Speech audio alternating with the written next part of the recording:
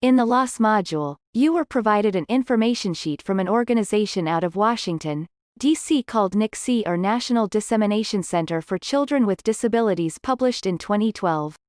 The center disseminated information regarding special education regulations on the Individuals with Disabilities Education Act or IDEA with a grant from the Office of Special Education Services or OSEP. In review, for school-aged children and youth, aged 3 through 21, special education and related services are provided through the school system. These services can be very important in helping children and youth with disabilities develop, learn, and succeed in school and other settings. Under IDEA, states are responsible for meeting the special needs of eligible children with disabilities. Here on this slide is a list of the program areas for school-aged children. Early intervention services are provided through the state to infants and toddlers with disabilities under 3 years of age and their families. Eligibility for these very young children is based on development delays in the areas of cognitive, physical, communication, social or emotional, and adaptive development. If the child becomes school-aged or 3 years old and doesn't yet fit into one of these first 13 program areas, they can still be provided services for having significant developmental delay, SDD, until age 9. At that time, student is more likely to qualify under a specific category of disability.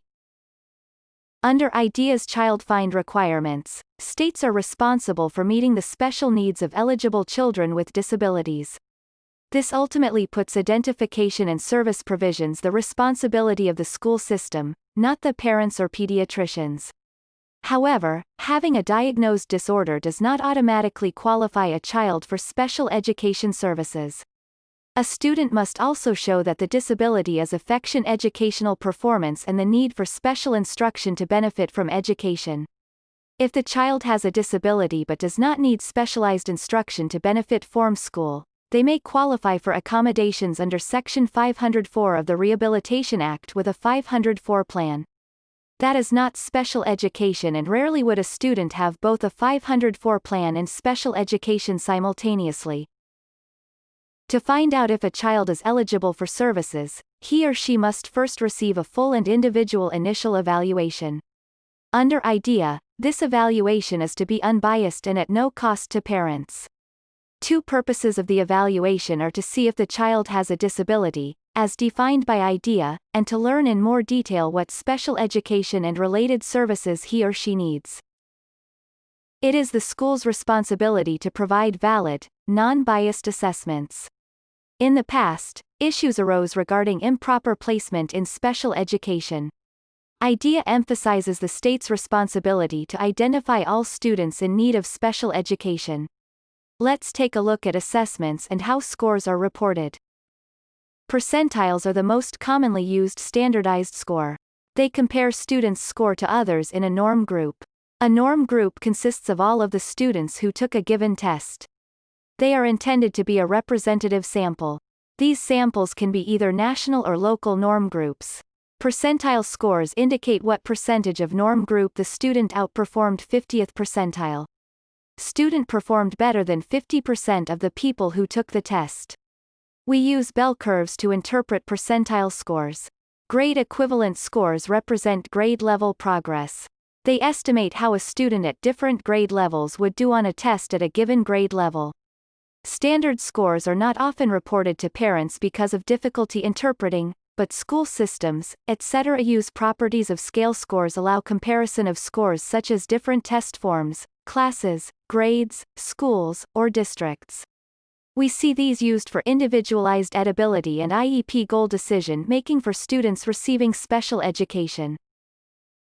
We use these standardized scores for eligibility and re-evaluation for making IEP and placement decisions. Typically, achievement tests and IQ tests are standardized with a mean of 100 and a standard deviation of 15. Two standard deviations from the mean, less than 70, typically represent the significant difference and, below average, performance in the achievement or intellect. For scales, standardizing rating scores of surveys typically on behavior scales such as the Conners 3 for ADHD or BASC2 for behavior and anxiety, etc., the mean is a 50 and 10 as the standard deviation. I want to emphasize how it is preferable to report percentiles versus GE scores because of problems with misinterpretation. What do standardized tests tell us? Well, it gives us information about how a student did on that test. It also gives information about how a student's performance compares to other students or the curriculum. This can be very useful if the assessment is valid and given in a standardized way. A student's disability should not interfere with the assessment of his or her learning. For instance, a student with mild intellectual disability and low reading comprehension may have difficulty reading a mathematics test that features items from the domain of complex mathematics problem-solving tasks. Administering an unaltered mathematics problem-solving test prevents the student from performing even if he or she has the ability to solve the problems. Addressing mathematical problem-solving in a manner that is more suitable for a student with this type of cognitive functioning might require simplification of the problem or its cognitive demand. In other words, accommodations are developed to remove factors that obscure a valid assessment of each student's learning. It is important that the range of students in sample is diverse and have disabilities, and it is normed on translated version for L. The assessment must be reliable and thus providing similar scores across re-administration. This allows us to feel confident that it was not a score only to be scored on that one-day administration, but over and over the student would likely score the same. Of course, the assessment must measure what it purports to measure to be valid. How do students with a disability participate in state, district assessments? There are the options to have the school assessments with or without modifications or accommodations. Some accommodations are identified as standard accommodations, because they are in place only to ensure validity, not an advantage to a student. Students who will not realistically reach the breadth and depth of the standards can be given alternative state assessments, which usually are in the form of a portfolio. Although it might seem unfair to measure students with disabilities with the same test as all other students, high-stakes tests have benefits for students with disabilities. The increased focus of IEPs on instruction and curriculum. More inclusion of students with disabilities in general education classes. The perception of shared responsibility for students with disabilities among special and general educators. Greater focus on core learning and skills and the ability of students to apply skills in multiple settings. To make informed policy decisions, policymakers must have information about all students in the school system, including students with disabilities. For many years, students with disabilities have not been included in accountability tests. Oftentimes, they were taken on field trips on the day of the big test, so that they would not bring down a school's or a school system's scores. This was problematic for several reasons, because, for example, some schools might test only 45% of students while others tested 60%, it was difficult to compare schools. Also, excluding students in special education classes from high-stakes tests led to high referral rates to special education. Low-performing students were sent to special education classes so that their potentially low test scores would not bring down a school's overall scores on the test.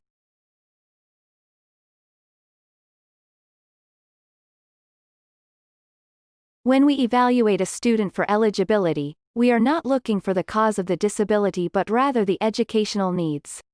Some terms to know about are prevalence versus incidence. Prevalence indicates the current number of people identified with the disorder, while incidence indicates the number of people with the disability across a lifetime. The evaluation must include more than one assessment, include classroom observation data, and have a multidisciplinary assessment team reviewing the evaluation results. This is the school's responsibility to be completed in 60 days and without bias. The school psychologists are trained as specific test selection to avoid bias and ensure valid assessment results. There are a number of assessments involved in a comprehensive evaluation. Consideration includes the student's development and learning history. Parents provide medical history, developmental history, or any genetic implications. Next, the team will assess for cognitive ability, academic achievement, behavior and emotional skills, and adaptive behavior. Adaptive behavior is important because it shows how the student can engage in daily living and functional life skills that are age-appropriate. It is critical to be able to rule out poor performance in school that is due to lack of quality educational opportunity. Let's take a look at some different types of assessments. There are 5 primary index scores on the WISC-IV Cognitive Ability Test of Intelligence: the Verbal Comprehension Index (VCI), Visual Spatial Index (VSI), Fluid Reasoning Index (FRI), Working Memory Index (WMI), and Processing Speed Index (SI). 2 subtests must be administered to obtain each of the primary index scores. Thus, a total of 10 subtests are primary subtests. Letter number sequencing is a subtest that measures working memory index. For example, the child is presented a mixed series of numbers and letters and repeats them, numbers first, in numerical order, then letters in alphabetical order. So if we were in a testing situation and I said, repeat the following combination of letters and words in numbers first, in numerical order, then letters in alphabetical order. G4DR 29U1. The correct response would be 1 2 4 9 DGRU. So these tests require you to take information, manipulate it in your working memory and give the new version. Word reasoning is a subtest for verbal comprehension. Here the student is given a number of clues and is asked for the underlying concept. Another subtest, similarities, might go like this. How are morning and afternoon alike? Answer: they're both times in a day. To estimate a student's fluid reasoning, the matrix reasoning subtest is when the child is presented with a partially filled grid and asked to select the item that properly completes the matrix. You see, the correct answer is number 4 based on the pattern. The picture concepts subtest measures fluid reasoning, perceptual organization, and categorization, requires categorical reasoning without a verbal response. From each of 2 or 3 rows of objects, child selects objects that go together based on an underlying concept. Here are some examples from the Reynolds version of an IQ tests, RIAS. Guess what requires verbal reasoning, vocabulary, language development, and verbal knowledge base. The tester says, listen carefully while I read you a question. When I finish, tell me your answer.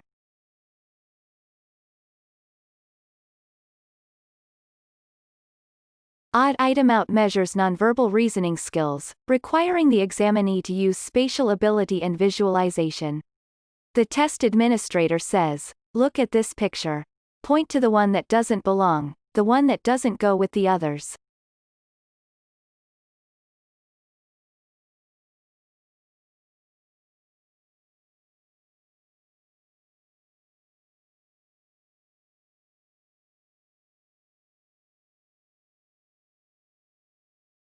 Verbal reasoning measures verbal analytical reasoning ability with fewer vocabulary and general knowledge demands than guess what.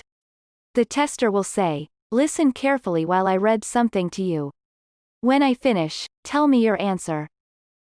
Examples of verbal reasoning questions include, grass is to green, as sky is to blue. Fire hydrant is to short, as skyscraper is to tall. Waiter is to restaurant, as masseuse is to spa. What's missing measures nonverbal reasoning where the individual must conceptualize the picture, analyze its gestalt, and deduce the essential missing element. Directions. Look carefully. What's missing in this picture? The car wheel. The young boy's hand. Verbal memory subtest assesses the ability to encode, briefly store, and recall verbal material in a meaningful context where associations are clear and evident. The tester says, listen carefully while I read you a sentence story. When I stop reading, tell it back to me. Do the very best you can. Try to tell it back to me using the same words. For verbal memory stories, the student hears a story and retells it. Nonverbal memory subtest assesses the ability to encode, store, and recognize pictorial stimuli that are both concrete and abstract or without meaningful reference. Here are the directions. See this picture? Look carefully. Allow 5 seconds. Point to the picture you saw.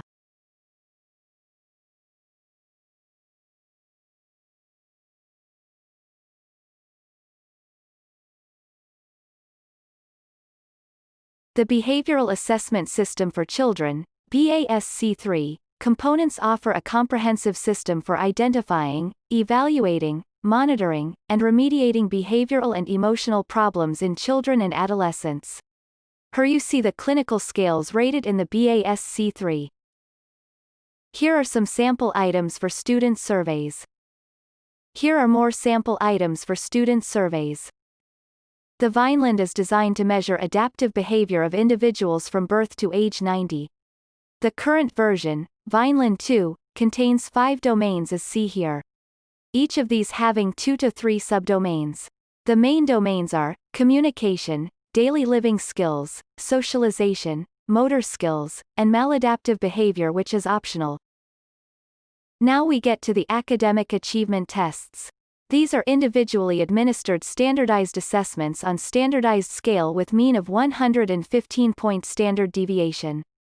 There are a number of options to choose from. Some of the more popular are the KTEA, Kaufman, WISC, Weschler, and the Woodcock-Johnson. Each of these assess and report student academic achievement in the areas of reading, mathematics, written language, and oral language. This is the type of assessment that you may, as a special educator case manager, may be required to administer. Even if your school does not ask teacher to administer these assessments, it will be useful for you to be able to interpret the scores and understand the types of questions or tasks presented for a student to obtain certain scores. These academic achievement tests assess student reading, writing, mathematics, and oral language from preschool to young adult. You are going to be given an opportunity to learn how to administer these assessments. You have been assigned to read 2 academic achievement assessment administration manuals. Please do so and follow up with the next video.